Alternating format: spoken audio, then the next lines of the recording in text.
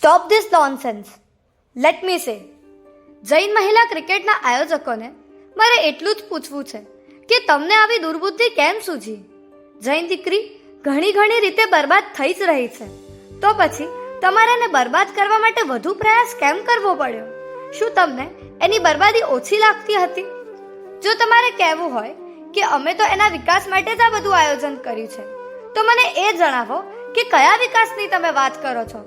સ્ત્રી તત્વમાં પુરુષાતનના વિકાસની, નફ્ફટાઈ ને નટ્ટાઈના વિકાસની, લાજ શરમ નેવે મૂકવાના વિકાસની, લિવ ઇન રિલેશનશિપ અને ડાયવોર્સના વિકાસની, ગૃહ ક્લેશ ને માનસિક સંકલેશના વિકાસની? કયો વિકાસ કરવો છે તમારે? જો તમે એમ કહેતા હો કે અમે તો એનો સાચો વિકાસ કરવા જ માંગીએ છીએ, તો આ બેહુદા આયોજનો બંધ કરી દો. પ્લીઝ નોટ ડાઉન, આ છે એમના સાચા વિકાસના આયોજનો: જ્ઞાની, સંયમી, શ્રમણી ભગવંતોની નિષ્ણાત કન્યા શિબિર, શ્રાવિકાઓ માટેની તત્વજ્ઞાન પાઠશાળા, શીલ, સદાચાર, પોષક પુસ્તકો પર પરીક્ષા, જૈન ગર્લ્સ કે સ્કૂલ અને તેમાં ફરજિયાત ધર્મ સંસ્કાર શિક્ષણ, સંસ્કારી, ધાર્મિક, મર્યાદાશીલ કન્યા શ્રાવિકાઓનો વિશિષ્ટ સન્માન સમારંભ.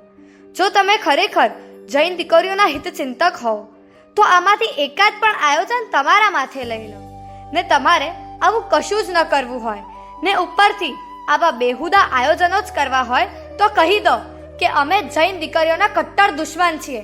એમની બરબાદી એ જ અમારું લક્ષ્ય છે.